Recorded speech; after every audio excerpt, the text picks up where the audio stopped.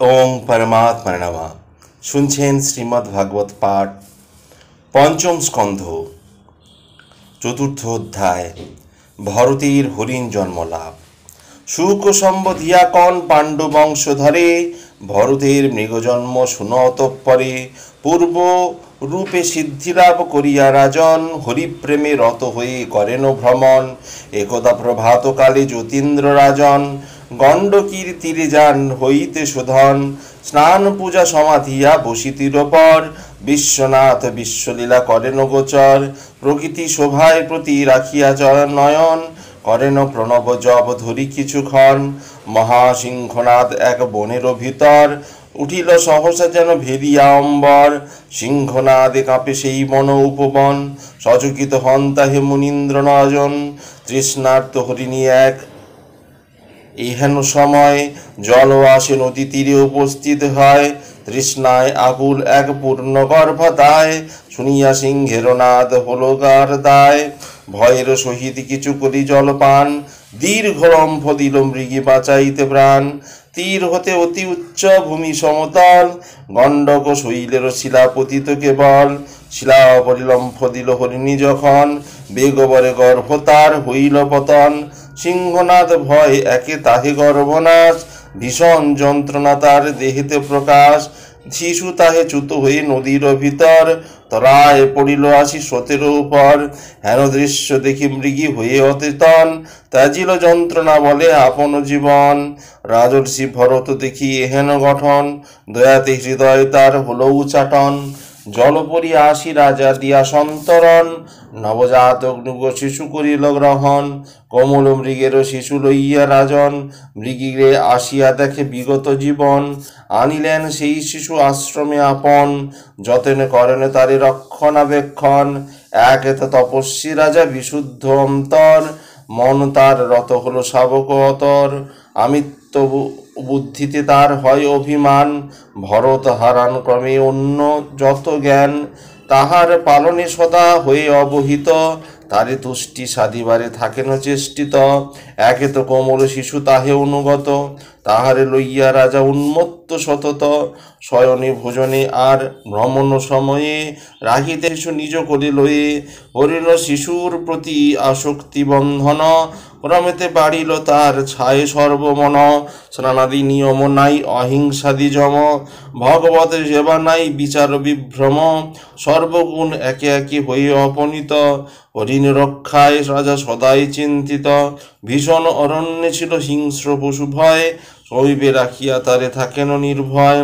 আখির আড়ালে মৃগ যেত কপুরুদি, প্রাণ তার উৎকণ্ঠিত হতো নিরবধি। ক্রমেতে বয়স তার হইল প্রকাশ, বিচরণ করিবার পাইল প্রয়াস। নব নব কিশলয় করিয়া তাহার, রাজাকে বেষ্টন করিত বিহার। ফল ও পুষ্প লয়ে রাজা অর্চনা কারণ, যজ্ঞস্থলে পূজা লাগি করিত স্থাপন। অবধ হরিণী শিশু আসিয়া তথায়, উচ্ছিষ্ট করিয়া সব মনের হেলায়। ভাবিতেন রাজা মনে অতি নিরাশ্রয়, স্বজন বান্ধব চিহ্ন তরিণ তনয়।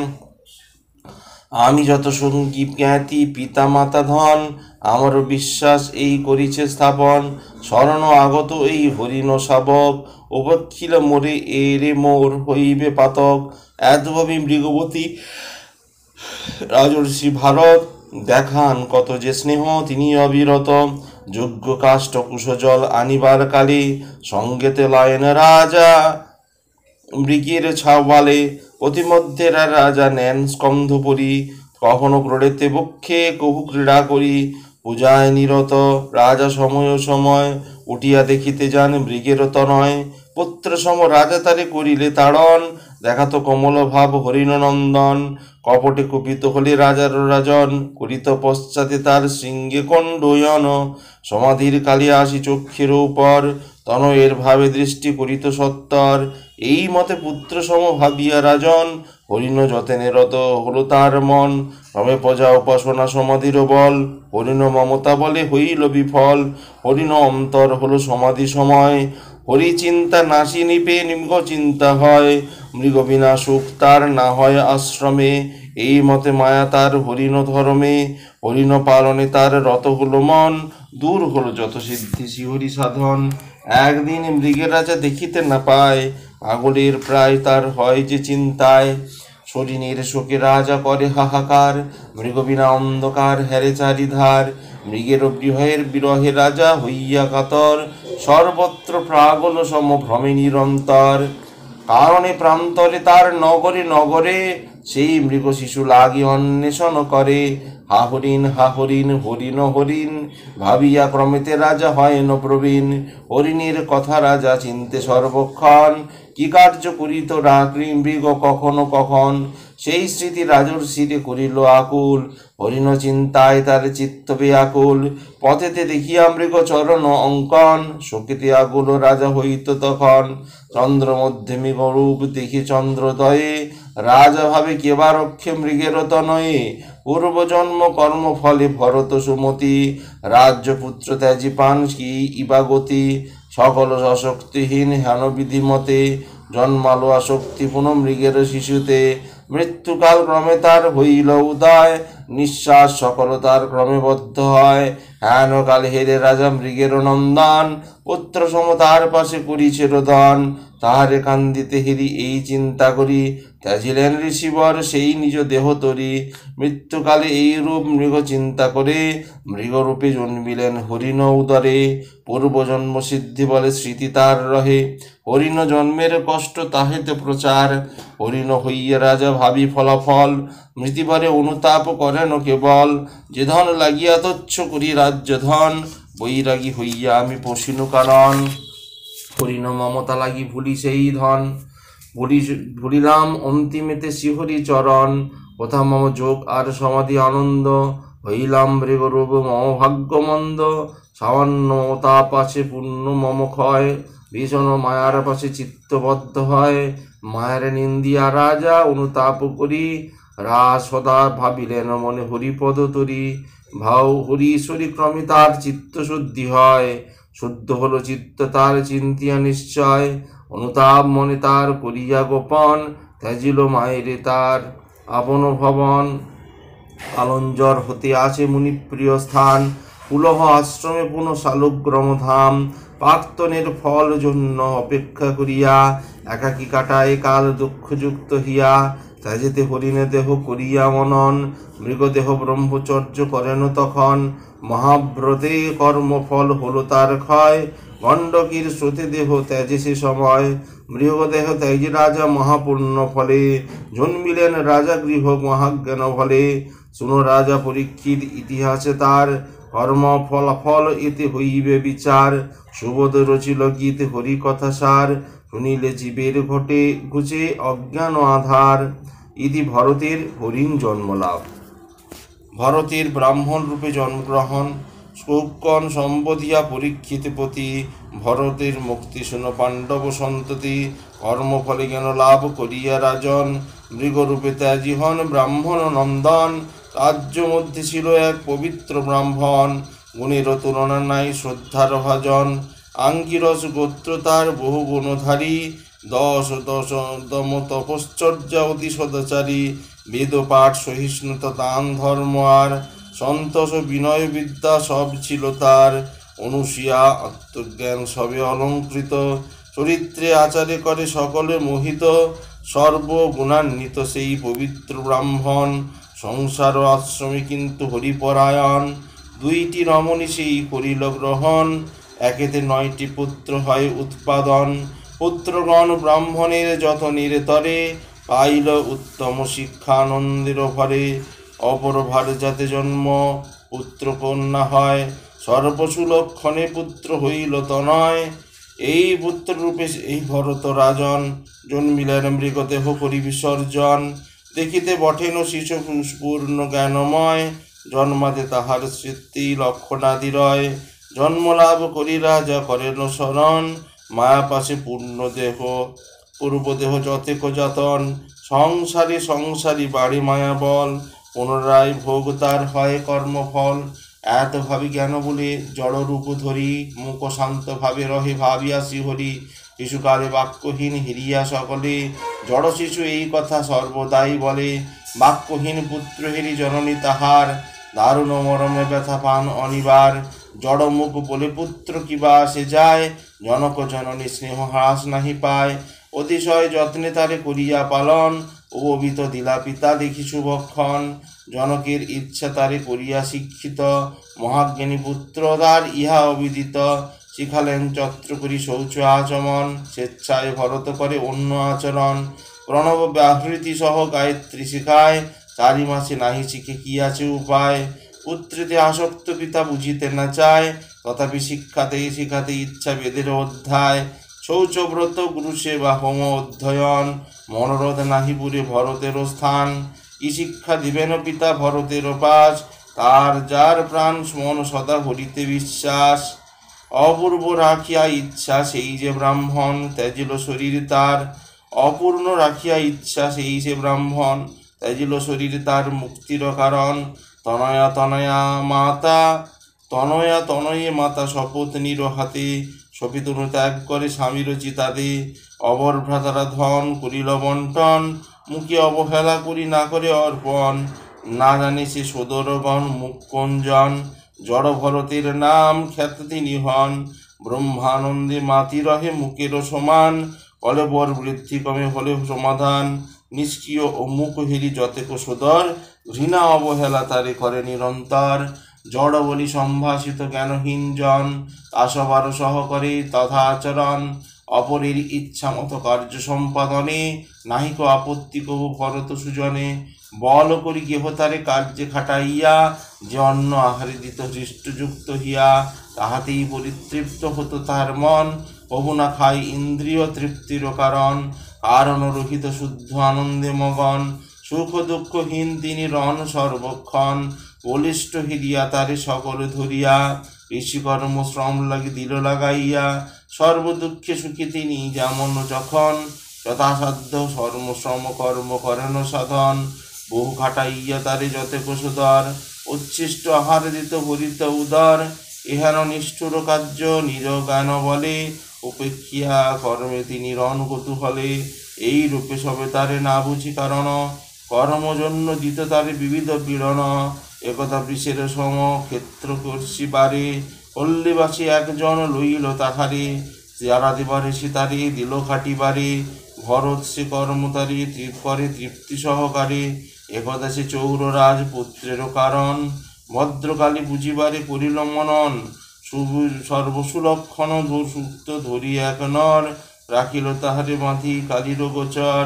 পূজা অন্তে বলি দিয়া করিবে তর্পণ, নবরক্তে চৌররাজ পূজার পুত্রের কারণ।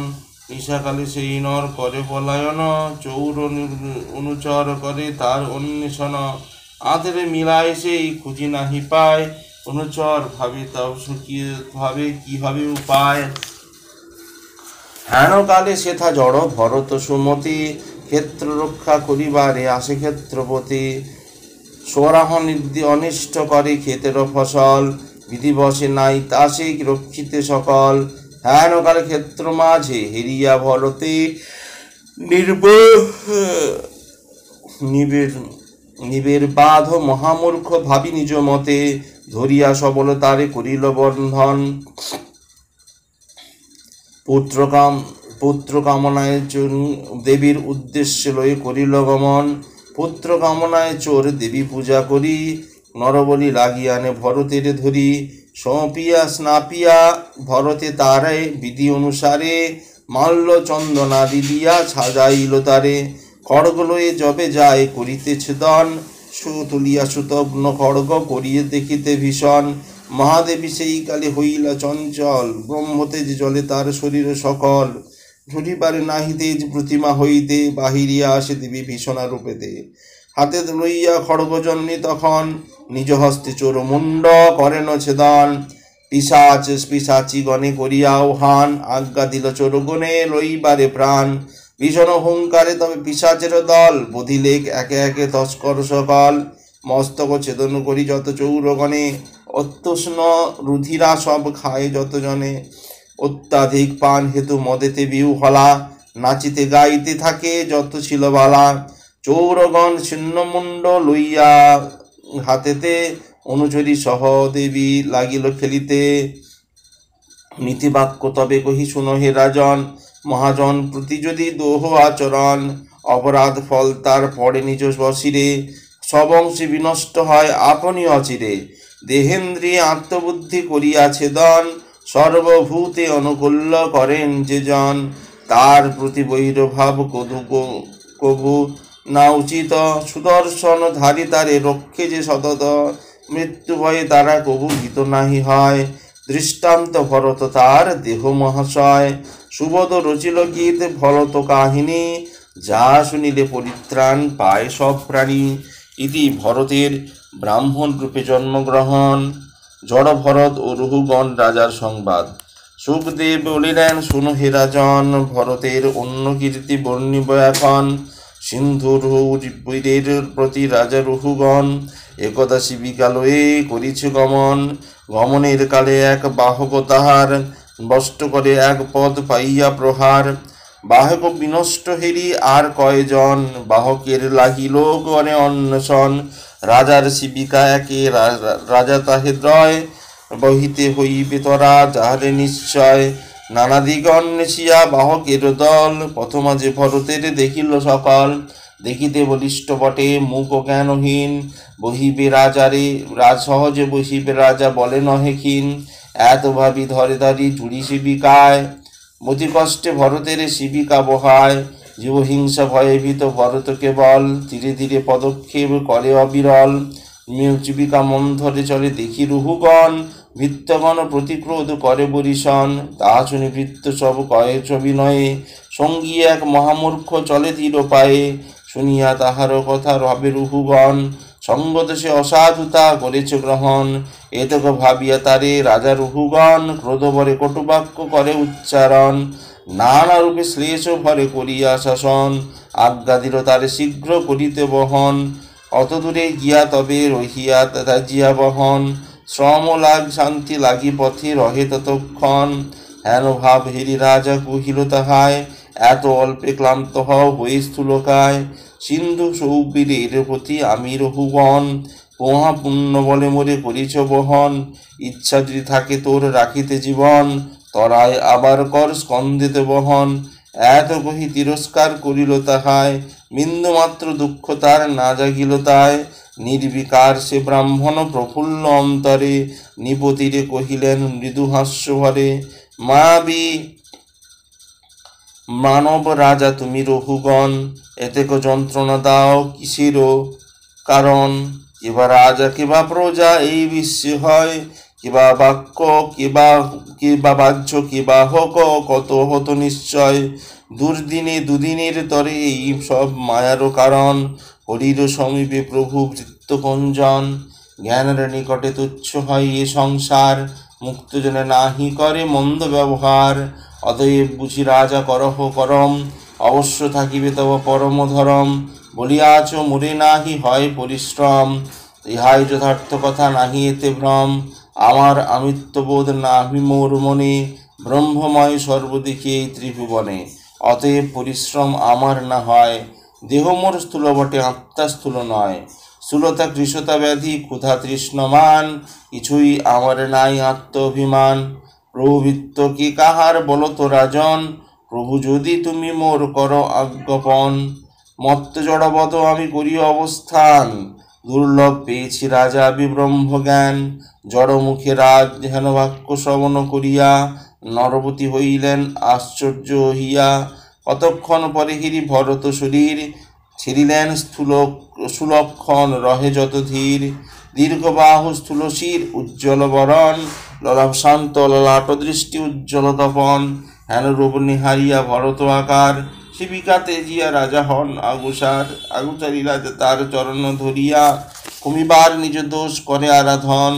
রাজা কহে বহু মোরে দাও পরিচয়, দত্তাত্রেয় তুমি কিবা ব্রাহ্মণ তন্ময়। তুমি কি কপিল মুনি মঙ্গল কারণ, পাপ পুণ্য পৃথিবীতে কর পদার্পণ। ইন্দ্রবর্জ্য শিবশূল যমদণ্ড আর, চগ্নি চন্দ্র সূর্য ভয় নাহি গো আমার। এক ভয় আছে শুধু ব্রাহ্মণের ঠাঁই, তার অপমানে ভয় জানাই গোসাই। বলিয়াছ গুড়ো কথা বুঝিতে না পারি, আমারে বুঝায় দাও বিশ্লেষণ করি। বিশ্বের সুহৃত তুমি অভিমানহীন, সর্বত্র সমান দেখো বিকারবিহীন, মোর প্রতি ক্রোধ যদি করহ পোষণ, অবশ্য পাইব নষ্ট, অবশ্য হইব নষ্ট, রক্ষে কোন জন। সুবোধ রচিল গীত মহাভাগবত, যা শুনিলে পাপী তাপি পায় মুক্তিপদ।